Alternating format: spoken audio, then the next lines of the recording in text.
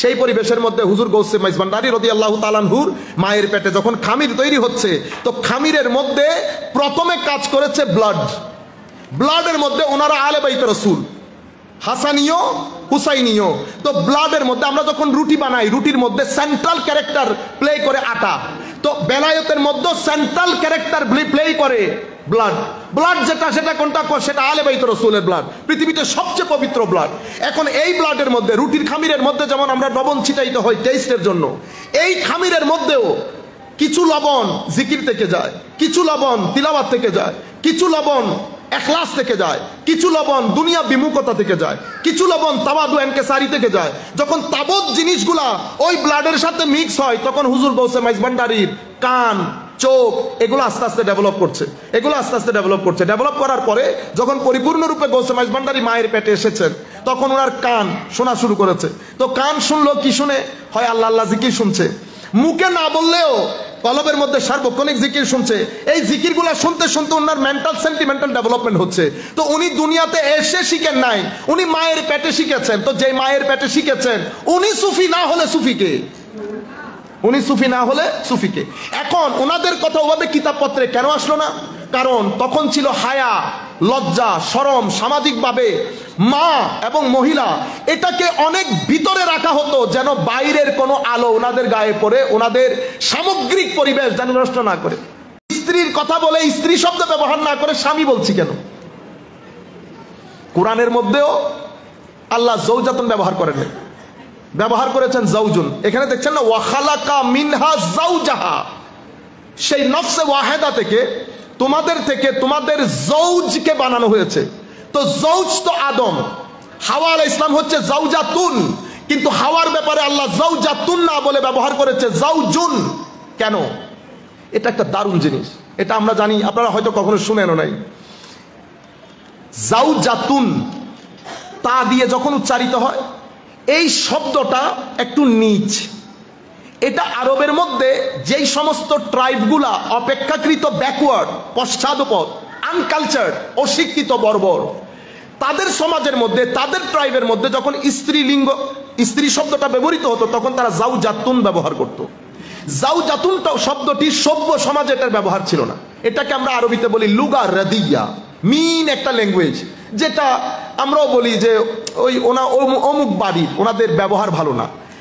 শব্দটা এটা স্ত্রী, আমরা মাদ্রাসাতেও পড়েছি স্ত্রী, কিন্তু শব্দটা সভ্য সমাজে, সভ্য আরব ট্রাইবে ব্যবহার না হওয়ার কারণে আল্লাহ কোরআনে পাকের মধ্যে এই শব্দটা ব্যবহার করেন নাই। কেন? তো যৌজুন মানে কি? যৌজুন মানে হচ্ছে স্ত্রী না, যৌজুন মানে হচ্ছে প্যার, জোড়া।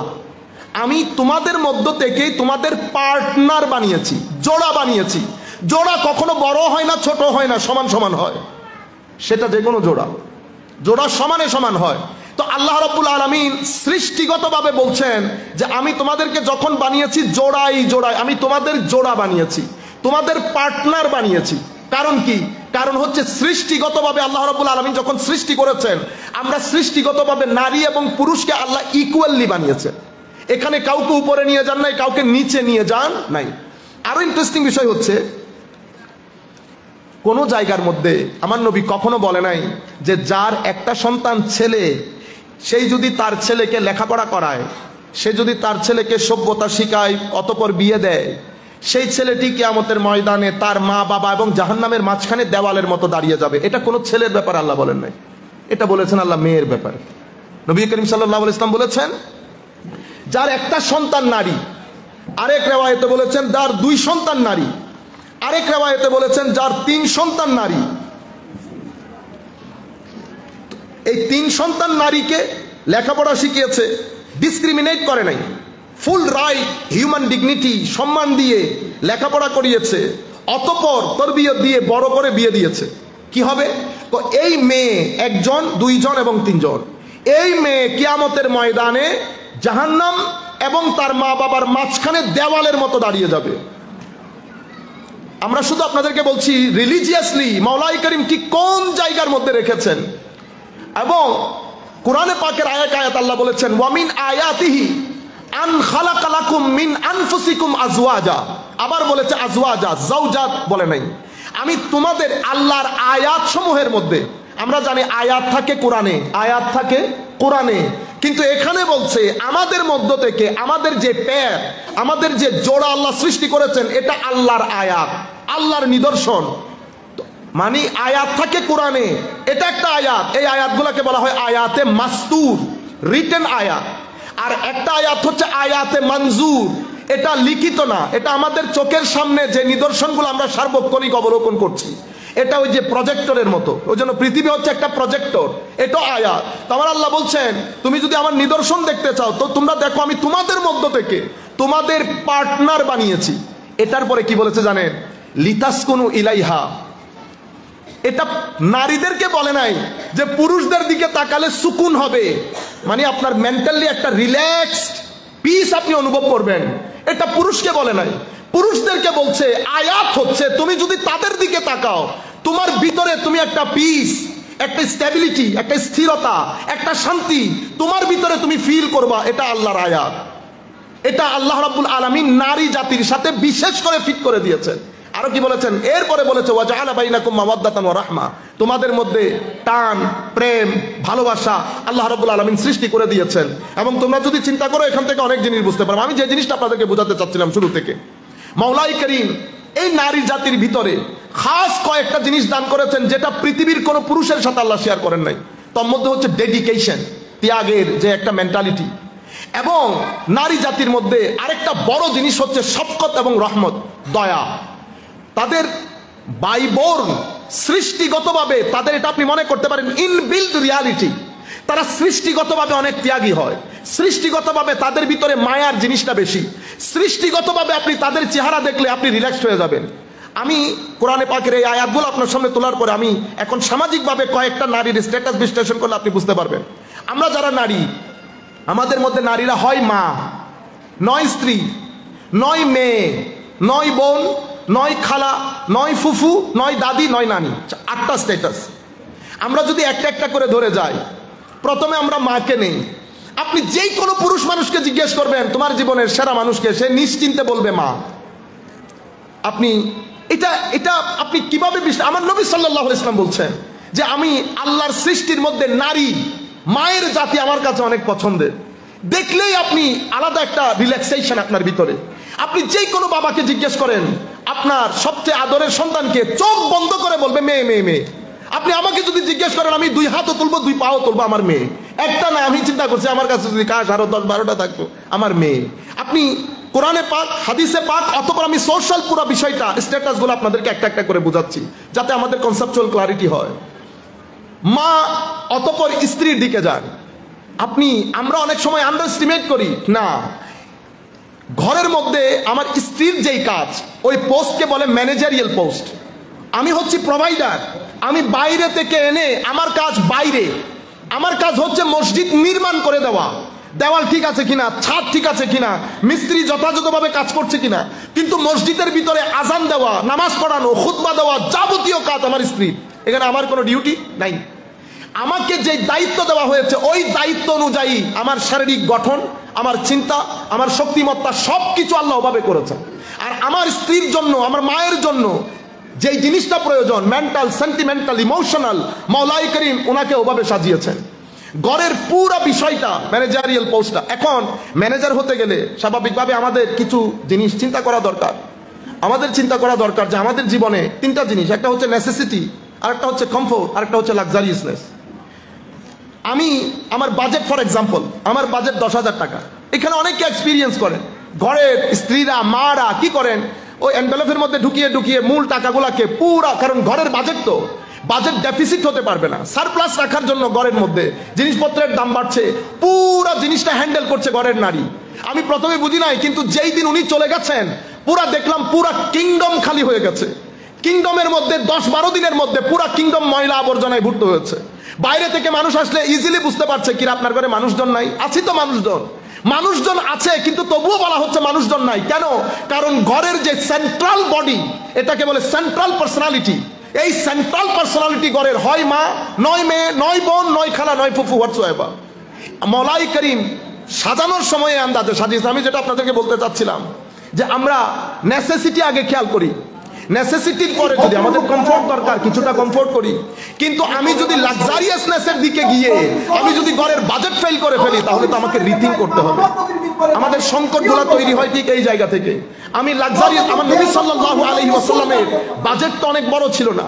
হুজুর গৌসুল আজম আব্দুল কাদের জিলানী রাদিয়াল্লাহু তাআলা আনহুর বাজেট অনেক বড় ছিল না। হুজুর গৌসে মাইজ বান্দারী রাদিয়াল্লাহু তাআলা আনহুর বাজেট অনেক বড় ছিল না। আমরা যখন আউলিয়া ইকরামের সাথে নিসবত দাবি করব, আমরা এই নিসবতের হায়া করব। নিসবতের হায়া তিন ধরনের হয়, একটা মুখে মুখে, একটা অন্তরে অন্তরে, আরেকটা হচ্ছে ওনার চরিত্রে চরিত্রবান হওয়া। চরিত্রে চরিত্রবান হওয়া এটা হচ্ছে এক্সিলেন্ট নিসবত। অন্তরে ধারণ করা মানে মহব্বতকে অন্তরে ধারণ করে সেভাবে চলার চেষ্টা করা, এটা দ্বিতীয় ক্যাটাগরি। প্রথম ক্যাটাগরি যেটা আমরা মোস্টলি আমরা ওই নিসবতেরই দাবিদার মুখে মুখে, কিন্তু ওনার কোনো চারিত্রিক গুণাগুণ আমাদের ভিতরে পাওয়া যায় না। তো আমি আপনাদেরকে বলতে চাচ্ছিলাম যে মানে বাজেটটা, পুরা ঘরের বাজেট, ঘরের রক্ষণাবেক্ষণ, ঘরের তরবিয়ত, ছেলে মেয়ে সব জায়গার মধ্যে পুরো বিষয়টা যিনি পরিচালনা করেন উনি একজন স্ত্রী, এবং মাওলাই করিম ওনাকে ওই দায়িত্ব পালনের জন্য ঠিক যে আন্দাজে বাড়ানো দরকার, ওই জায়গার মধ্যে ডেডিকেশন দরকার। যে আন্দাজে মা স্ত্রীরা ডেডিকেট করে সেই আন্দাজে তো আমরা ডেডিকেট করা, সেটা পুরুষদের পক্ষে সম্ভবই না। আল্লাহ বানিয়েছেন ওভাবে, যেই আন্দাজে ওনাদের ধৈর্য এবং যেভাবে পুরো পরিস্থিতিকে হ্যান্ডেল করতে পারে আমরা সেটা হ্যান্ডেল করতে পারি না। এটা আল্লাহ রাব্বুল আলামিন ওভাবেই বানিয়েছেন। অতঃপর আপনি দেখেন বোনের দিকে যান, আপনি একজন ভাইয়ের জন্য বোন যেই পরিমাণ আশ্রয়স্থল হয় সেই পরিমাণ ভাই আশ্রয়স্থল হয় না। আপনি পৃথিবীর যেই কোনো অন্ধকারাচ্ছন্ন ব্যক্তিকেও যদি জিজ্ঞেস করেন ভাই আগে না বোন আগে, সে বলবে বোন আগে। ছেলে আগে না মেয়ে আগে, সে বলবে মেয়ে আগে। মা আগে না বাবা আগে, সে বলবে মা আগে। খালা আগে না খালু আগে, এক বাক্যে বলবে খালা আগে। ফুফু না ফুফা, সে বলবে ফুফু। তো আপনি বলছেন নারী নিচে। আমি কোরআন হাদিস তো আপন জায়গায় বলে, আমি শুধু পুরো সোশ্যাল স্ট্যাটাসটাকে আপনাদেরকে বোঝানোর চেষ্টা করছি যে ঠিক এই আন্দাজে মাওলাই করিম সাজিয়েছেন। আমাদের সময় খুব সামান্য সময় রয়ে গেছে, আমাদের বক্তব্য অনেক দীর্ঘ ছিল। যাই হোক, মাওলাই করিম যতটুকুন তৌফিক দেন। এই কারণে আল্লাহ রাব্বুল আলামিন যখন এই মাদেরকে সাজিয়েছেন, আল্লাহ দুইটা কোয়ালিটি পরে স্পেশালি মেনশন করেছেন। তার মধ্যে একটা হচ্ছে অসম্ভব দয়া এবং অনুগ্রহ, মায়া মমতা। এটা আপনি মানে এই মায়া মমতার কারণে আপনি তাদের চেহারার দিকে তাকাবেন, হয় খালা হোক, ফুফু হোক, মা হোক, বোন হোক, আপনি চেহারার দিকে তাকাবেন, আপনার ভিতরের মধ্যে আপনি রিল্যাক্স হয়ে যাবেন, ভিতর থেকে আপনি রিল্যাক্স হয়ে যাবেন। সেই কারণে আপনি যখন আত্মীয়তার এই সম্পর্কগুলো ছিন্ন করে দিবেন, আমার নবী বলেছেন কেটে দিবেন। তো কেটে দিলে কি হয়? তুমি আল্লাহর রহমত থেকে বঞ্চিত হয়ে গেলে। কিরকম বঞ্চিত? তোমার মৃত্যু যদি কাবার পেটেও হয়, তুমি আল্লাহর রহমত থেকে বঞ্চিত। কেন? তুমি আল্লাহর এই মায়ার জায়গাগুলো কেটে দিয়েছো। আল্লাহর এই জায়গাগুলোর সম্পর্ক কেটে দেওয়ার কারণে কাবার পেটেও যদি তোমার মৃত্যু হয়, তুমি বঞ্চিত। ওয়ালাউ মাতা ফি জাওফিল কাবা, নবী সাল্লাল্লাহু আলাইহি ওয়াসাল্লাম বলেছেন কাতিউর রাহিম মালউন ওয়ালাউ মাতা ফি জাওফিল কাবা। আত্মীয়তার সম্পর্ক ছিন্নকারী মালউন, অভিশপ্ত। কাবার পেটেও মৃত্যুবরণ করলো, অভিশপ্ত। এখন আমি শুধু ধর্মীয় দৃষ্টিকোণ থেকে সুফিয়ানা যে কথাগুলো বলার কথা ছিল, যে নারী সুফি, মাওলাই করিম সাল্লাল্লাহু আলাইহি ওয়াসাল্লাম বলেছেন মান আমিলা সালিহান মিন যাকারিন আও উনসা ওয়া হুয়া মুমিন ফালনুহইয়ান্নাহু হায়াতান তাইয়্যিবা। আমার আল্লাহর দরবারে মানে আপনি নারী না পুরুষ এটা নিয়ে কোনো ডিসক্রিমিনেশন নাই। আমার আল্লাহ বলছেন তোমাদের মধ্যে নারী হোক পুরুষ হোক যারাই ভালো আমল করবে আমি তাদেরকে হায়াতে তাইয়্যিবা দান করব, তাদের আখিরাতের যে জাযা সেটা বাড়িয়ে দেব। আমরা পুরা হিউম্যান হিস্ট্রির মধ্যে আমরা নারীর যেই সুফিয়ায়ে কেরাম, সেই সুফিয়ায়ে কেরামের মধ্যে অনেক সুফির দৃষ্টান্ত আমরা পাই না। এটার মানে এই না যে নারীর মধ্যে সুফি ছিলেন না। তখনকার একটা সামাজিক প্রেক্ষাপট ছিল, সামাজিক প্রেক্ষাপটের কারণে নারী সুফিয়ায়ে কেরামের কথাগুলা কিতাবের মধ্যে আসে নাই। কিছু কিছু নারীর কথা যেগুলা এসেছে সেগুলা পুরুষ সুফিয়ায়ে কেরামের চেয়েও আসমানে ছিল। রাবেয়া বসরির কথা আপনারা শুনেছেন। উনি হযরত ইব্রাহিম ইবনে আদহামের জামানায়, ইব্রাহিম ইবনে আদহাম রাদিয়াল্লাহু তাআলা আনহুরা হচ্ছেন আউলিয়া ইকরামের প্রথম যুগের বলি। হুজুর গৌসুল আজম আব্দুল কাদের জিলানীরা হচ্ছেন পরবর্তী যুগের বলি, মানে 500-550 হিজরির পরে। 500-550 হিজরির আগে যারা, তন্মধ্যে আবার দুই জেনারেশন। একটা হযরতে দাতা গঞ্জে বখশ আলী হুজবেরি, ইমাম ওনার উস্তাদ ইমাম কুশাইরি, এরপর ইমাম তুসি, ওনাদের একটা জেনারেশন। ওনাদের পূর্ববর্তী আরেকটা জেনারেশন আছে, ওইটা হচ্ছে বায়েজিদ বুস্তামির জেনারেশন, জুন্নুল মাসরির জেনারেশন, হযরতে ইব্রাহিম ইবনে আদহামের জেনারেশন, হযরতে সরিউস সাকতি মারুফ আল করখি ওনাদের জেনারেশন, জুনায়েদ বুগদাদি, বিশির আল হাফি ওনাদের জেনারেশন। এই জেনারেশনের আগে হযরত হারিস আল মুহাসিব ওনাদের জেনারেশন। ওনারা একদম তাবেউত তাবেঈন তথা মুসলমানদের তৃতীয় যুগের সাথে লাগানো।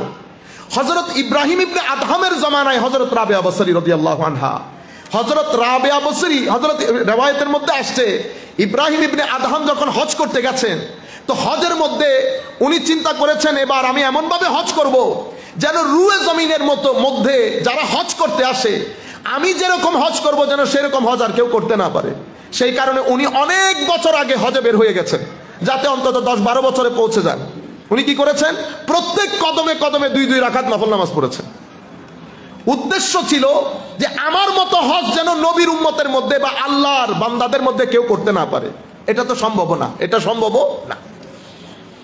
এরকম করতে করতে উনি 14-15 বছরে পৌঁছেছেন হজ করার জন্য। হজ করতে গিয়ে উনি রুহানি ভাবে দেখেছেন কাবার ঘর আছে, কিন্তু কাবা ঘরের যেটা রুহানি সাইড সেটা কাবার জায়গায় নাই।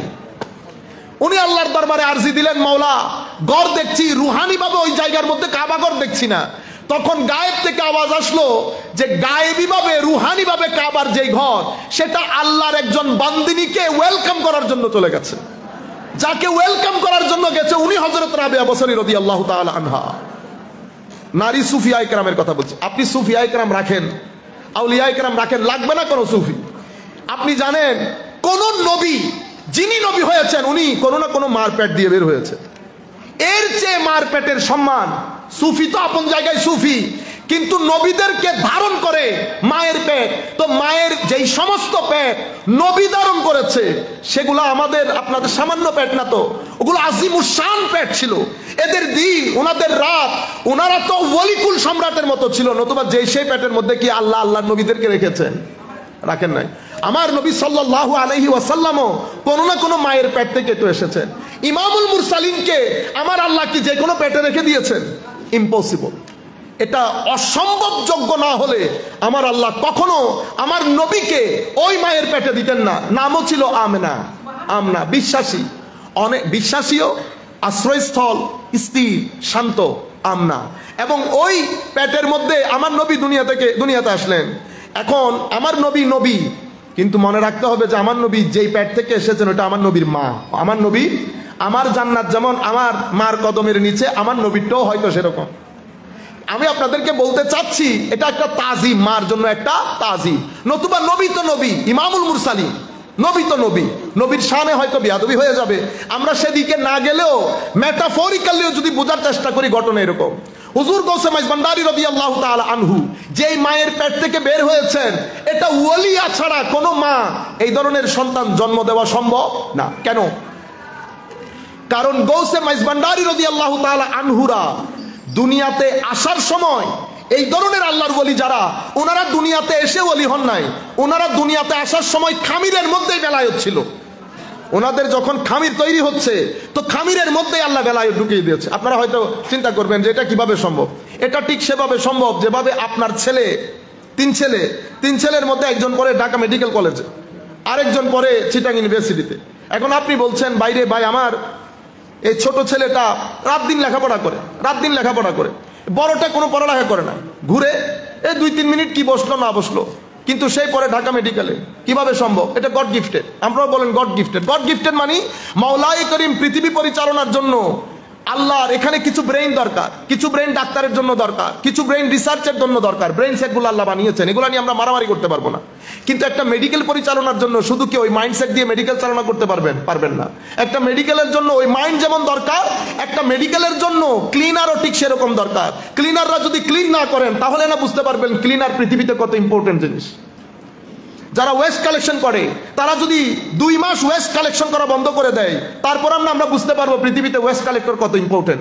আমরা মনে করি কি আমরা ইম্পর্টেন্ট। ড্রাইভাররা যদি গাড়ি চালানো বন্ধ রাখে তারপরে না আমরা দেখতাম আমাদের স্ট্যাটাস কোথায় গিয়ে দাঁড়ায়। মাওলাই করিম পৃথিবীর নিজাম পরিচালনার জন্য কাউকে উপরে বসিয়েছেন, কাউকে নিচে বসিয়েছেন। যাকে উপরে বসিয়েছেন উনিও পরীক্ষা দিচ্ছেন, যাকে নিচে বসিয়েছেন উনিও পরীক্ষা দিচ্ছেন। শেষ বিকালে সেই ব্যক্তি সফল যার দিকে তাকিয়ে আমার নবী মুস্কি হাসি দিয়েছেন। আমার নবী যার দিকে দেখে মুস্কি হাসি দিয়েছেন, he or she is in driving seat, সেই বসবে তখন পরকালের ড্রাইভিং সিটে। আজকে ড্রাইভিং সিটে হয়তো আমি পিছনে, আরেকজন আগে।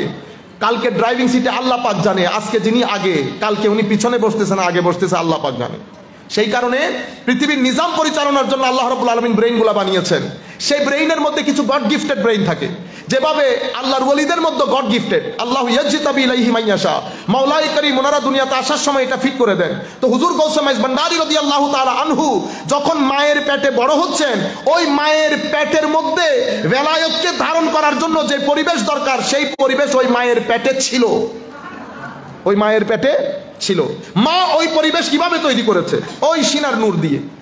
সিনার নূর ধারণ করেছে, হালাল খেয়েছে, নামাজ পড়েছে, সদকা দিয়েছে, মানুষকে সহযোগিতা করেছে, তাকওয়া পরহেজগারি ছিল, পর্দা ছিল, ভদ্রতা ছিল, ঘরের মধ্যে তু ম্যামে ছিল না, ঘরের মধ্যে একটা সুকুন, একটা শান্তি, একটা ভদ্রতা, উচ্চ আওয়াজে কেউ কথা বলতো না, এখানে পরনিন্দা নাই, পরচর্চা নাই, গালিগালাজ নাই, এখানে একটা সম্মান বোধ, একজনের প্রতি আরেকজনের সম্মান, মায়া, বাইরের মানুষ আসছে কোনো না করে না, ঘরের মধ্যে একটা ইখলাস, এক ধরনের মাহৌল। এই মাহৌল তৈরি করেছে কে? তৈরি করেছেন মা। সেন্ট্রাল ক্যারেক্টার, মানে আপনি মা যেমন ঘরের ক্লিনলিনেস, ঘরের হাইজিন, ঘর আপনি পরিষ্কার পরিচ্ছন্ন, এগুলো সব তো মা করে, বাবা করে না। তো আপনি ক্লিনলিনেস, বাইরের ক্লিনলিনেস বলেন, হাইজিন বলেন, মার মাধ্যমে যেভাবে হয়, আভ্যন্তরীণ চারিত্রিক ক্লিনলিনেস এবং হাইজিনিকনেস এটাও মার মাধ্যমে হয়। তো মা এই ক্লিননেসটা তৈরি করেছে, তৈরি করার মাধ্যমে বাহ্যিকভাবে যেমন একটা পরিবেশ সৃষ্টি হয়েছে, আভ্যন্তরীণভাবে একটা পরিবেশ সৃষ্টি হয়েছে। সেই পরিবেশের মধ্যে হুজুর গৌসে মাইজ ভান্ডারী রাদিয়াল্লাহু তাআলা আনহুর মায়ের পেটে যখন খামির তৈরি হচ্ছে, তো খামিরের মধ্যে প্রথমে কাজ করেছে ব্লাডের মধ্যে ওনারা আলে বাইতে রাসূল, হাসানীয় হুসাইনীয়। তো ব্লাডের মধ্যে আমরা যখন রুটি বানাই, রুটির মধ্যে সেন্ট্রাল ক্যারেক্টার প্লে করে আটা, তো বেলায়েতের মধ্যে সেন্ট্রাল ক্যারেক্টার প্লে করে ব্লাড যেটা, সেটা কোনটা? সেটা আলে বাইত রাসূলের ব্লাড, পৃথিবীতে সবচেয়ে পবিত্র ব্লাড।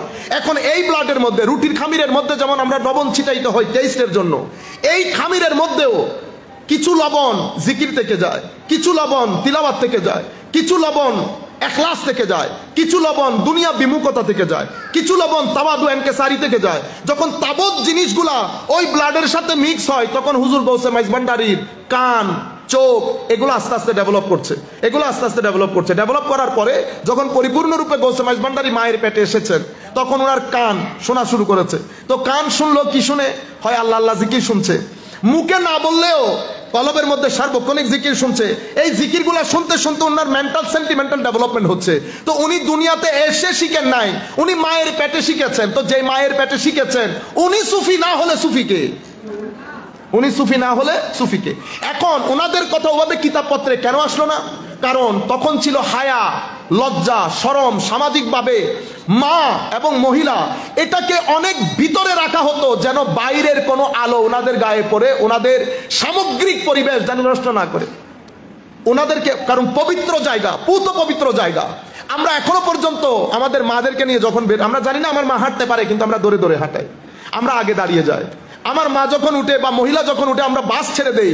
আমাদেরকে বলা হয় না আমরা সভ্য না। পৃথিবীতে কিছু সভ্যতা আমাদের আছে যেটা পৃথিবীর কারো কাছে নাই।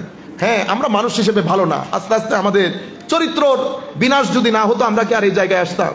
কিন্তু এখনো পর্যন্ত কিছু জিনিস আমরা ধারণ করি, কিছু ভ্যালু আমরা ধারণ করি, এবং সেটা আমরা পৃথিবীর কাছে বিক্রি করার সক্ষমতা রাখি, আমরা সেটা ইম্পোর্ট করার সক্ষমতা রাখি, যদি আমরা এই সমস্ত দরবারগুলোর সাথে আমাদের প্রপার নিসবত থাকে।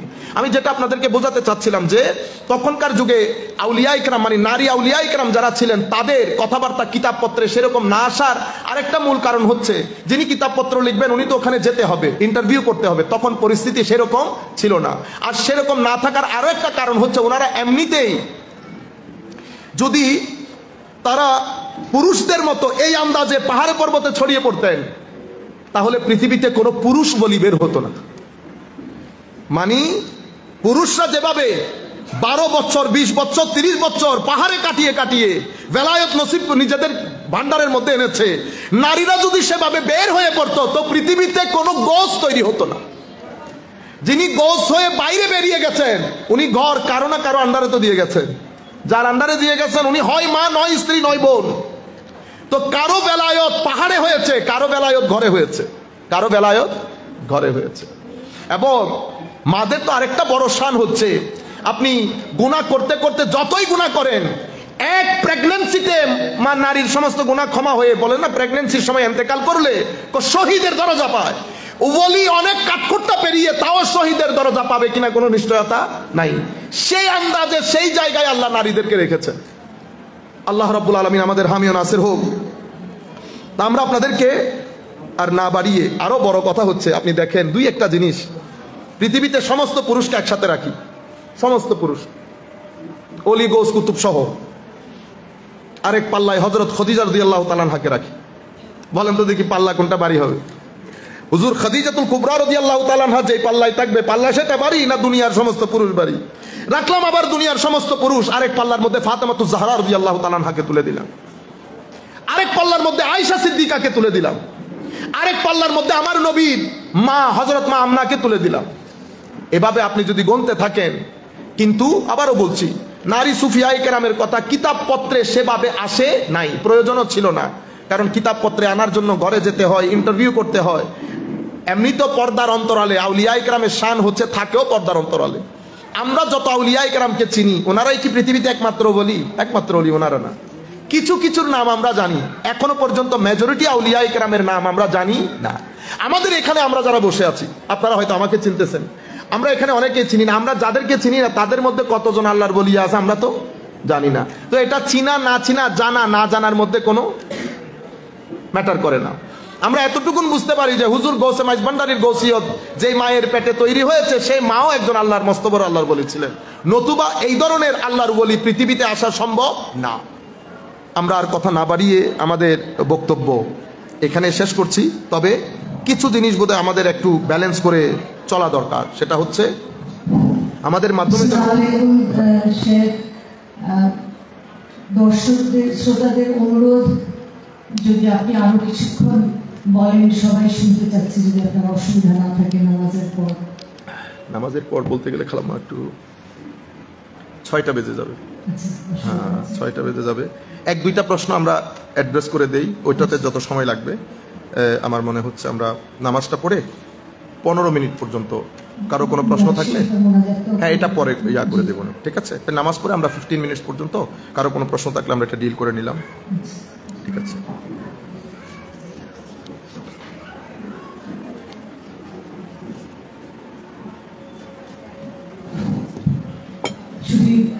দর্শক শ্রোতা, মাগরিবের নামাজের বিরতি, আমরা আমাদের নামাজটুকু আদায় করে রাখবো।